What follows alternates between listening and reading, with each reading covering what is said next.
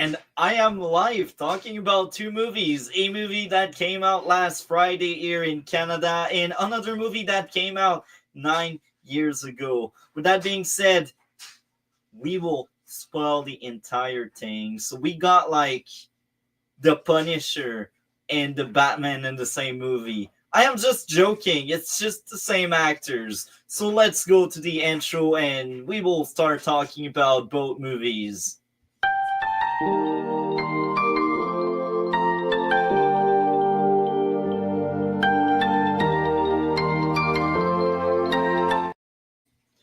I did enjoy both movies a lot, and surprisingly enough, I liked the sequel a lot more. But the first section of this stream is the original movie that launched the franchise. If it turns out to become a franchise with more than two movies in the future, hopefully it does, because these two first movies were very fun to watch. So let's get into the first one, The Accountant 2016. Again, I will spoil the entire thing. So the idea of this movie is we got a autistic character in Ben Affleck. He is basically a hitman and he is also a accountant. And he realizes there are weird things happening within his corporation he works for. And yeah, he's also a gun for hire. So during the day he does maths, and during the night he just shoots people. We also get to see cops going after him because they are doing an investigation, and that connects the guy to that investigation. So it's basically a action flick. It's like Taken, it's like Die Hard, but it's not really Die Hard because there's a bit less action per se, but you get what I'm trying to say to you. So this is an action flick. This is a fun experience. So I have a few issues with the first movie, unfortunately. So let's get into it. So my first issue with the first movie, the mother meeting the psychologist had some very weird dialogue, and delivery was even worse. So the acting wasn't great.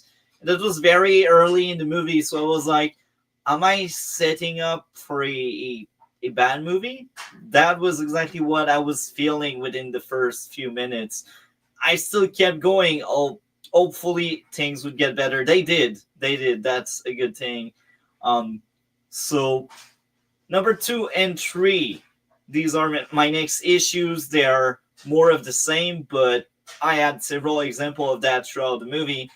Too much telling over showing with the backstories of the girl Ben Affleck saved and Ben Affleck moving from house to house. It's a bit unfortunate. Um, they were not the best at showing things.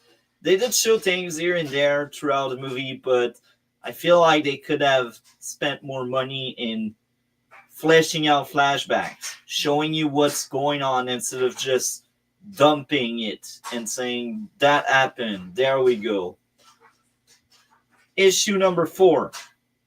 By the shootout in the house at the end of the third act, nobody could aim. It was insulting to the viewer. It's like pew pew pew pew pew pew. Like the main character, he was shown to be effective. It was very good, so it kind of made sense. He would be able to take on a fortress full of people, but they stretched it way too far, and it damaged my suspension of disbelief, and it took me out. I was like, if they didn't think the viewer was that stupid, I would have enjoyed so much more that big shootout in the house.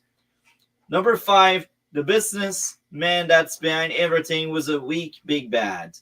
He was also forgettable. It's a bit unfortunate because the brother of the accountant was far better. And now, again, I said it, we will have spoiler.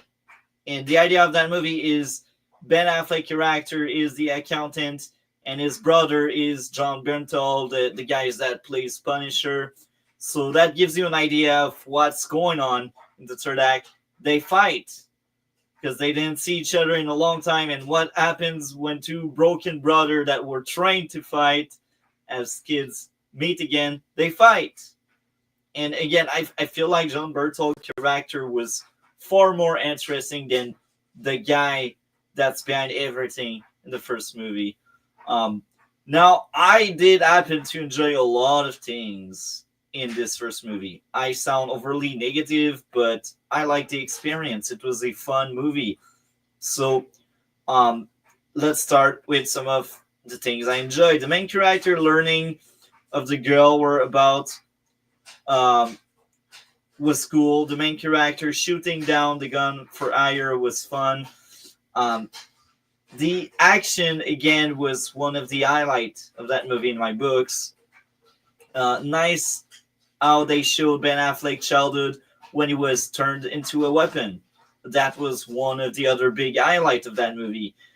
The next thing to enjoy, the accountant lore about him sparring with J.K. Simon and him escaping military prison was kind of fun. The music was cool, and Ben Affleck training and target practice was also fun.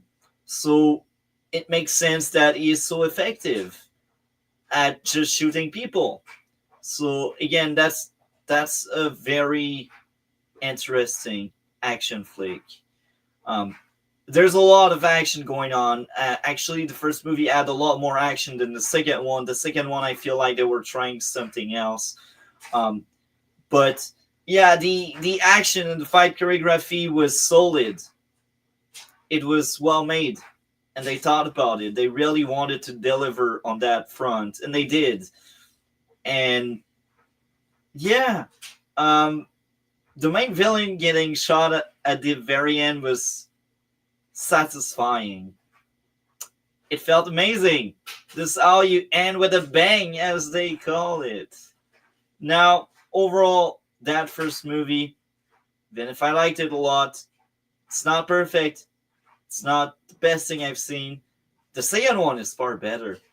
So I will just share my grade because I don't have a lot more to say. And it's kind of weird because I have a lot more to say about the first one than the second one, unfortunately. So I will give to this first accountant movie a solid and well-deserved 7 out of 10. It's a 7 because it's a fun movie. A must watch if you haven't. And now let's get into the sequel. So coming into the sequel, I expected that thing to be worst. And I was like, you know what? The first one was average. Because for me, 7 is average. So my expectations were very low. I just wanted some dumb action. And I've seen a lot of action movie this year. Like most of the movies I've seen from 2025 are action flicked. So I was like, you know what? On the action department, so far I'm satisfied. I don't expect anything from the accountant to the sequel. And the other factor why I was thinking that way going into the accountant 2 is how of a disappointment Den of Thieves was. And Den of Thieves was a sequel to the first one. And I did happen to see the first one when the second one was coming out to be ready and all. And I was like, you know what? It was a letdown. So I kind of expected the same thing because the first accountant wasn't as good as the first Den of Thieves. And the second Den of Thieves really didn't deliver a great experience the same way the first one did. So I was like, you know what? We are starting from further in the background. So here we are talking about the Accountant 2 that came out last Friday. So be advised, be aware. We will spoil the entire thing, even if there's not that much going on. And again, I don't have a lot to say. But here's the thing. This time around, the brothers are teaming up after the death of the detective J.K. Simmons.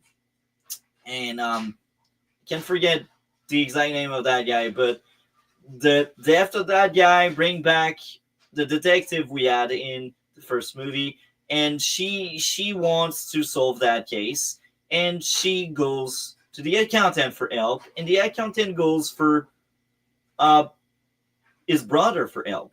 So now instead of having both brothers being pit against each other, they team up, and they're kind of different and the same at the same time.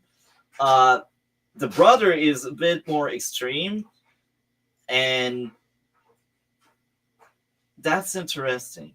That's interesting. So let's talk about my issue with the accountant too. Plot convenience, a girl taking a selfie at the exact moment that the special target was passing behind her. I liked all of the tech aspect, how they were able to recreate scenes and moments, and how they were able to figure out the identity of the target. But I was still pissed and bothered by it. I was like, how convenient. That one street where there's someone taking a selfie at that right moment. Boom. That's how they piece the pieces together. Yeah, I didn't bought it.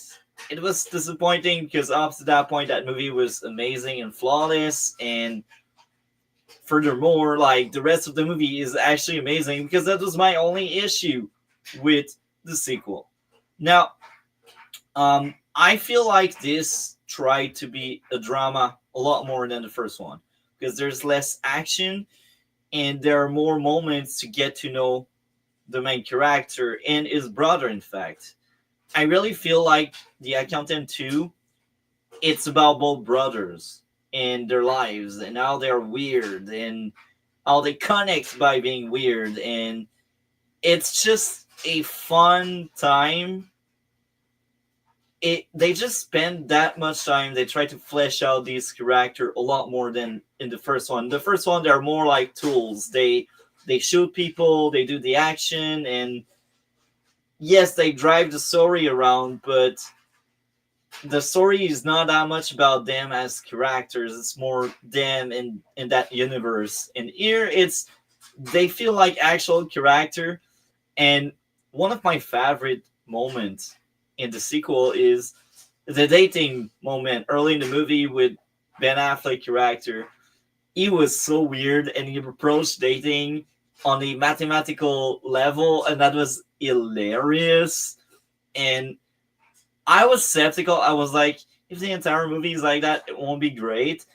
But they made that moment to have a payoff by the end of the movie, and they also made that moment to tell you, look, this time around we are trying to be more of a drama than an action flick.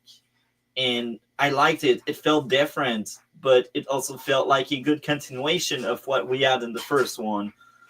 And just like the first one, that sequel had great action. And the FBI girl was a cool moral campus, and I I was just a little bit rewind. I was just a little bit disappointed because in this movie, the FBI girl or whatever the detective we got, she didn't get much of a character arc in this one.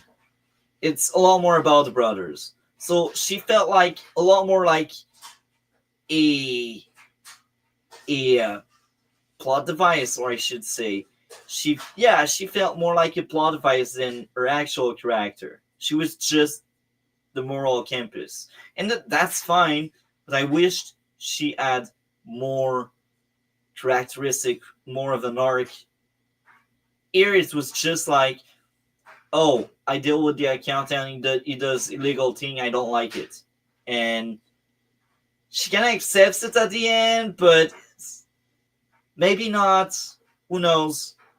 I expect a third one if this one does well in the box office. If they make some money, they will make a third one for sure. And I feel like in the third one, make her leave that more gray area and send her like in the dark side, or it could be interesting. They didn't do it this time around, and that's fine. Maybe they kept that for third one because they were like, it's about the brother more than her. That could be fine. Um, the brothers saving the days at the end, saving all of the kids. That was amazing. I liked it so much. And the humor was amazing and well used. The main character, learning to be more caring was a nice character growth. Nice idea about privacy and abuse of power when the main character did spy on people. And again, that was with the moral campus character. I like most of the scenes between the main character and the FBI girl. I just thought that movie was a superior version of the original one. They tried, they took more risk. It was fun, and we got another It Man or It Girl. Get it? Um, so the assassin, they are tracking down the target. She's a woman, and we get a very nice fight between her and the detective at the end of the movie, and that was so fun. Cool action, and that supporting villain this time around was also very fun. Um, and the main villain in the end had a lot more charisma than the one we had in the first one. So they did everything the first one did, but better. And that's the sequel for me. The sequel for me is one of the best movie thus far that came out in 2025. As I am doing this stream, I've seen 64 2025 movies, and The Accountant 2 is probably in the top 20 of these 64. I don't know the exact positioning, but it's quite high for me. Cool movie. I was glad to see it, and that was a far better experience than Den of Thieves 2. And it came out the same year. So with that being said, um, go watch it if it's not done yet. And I am out.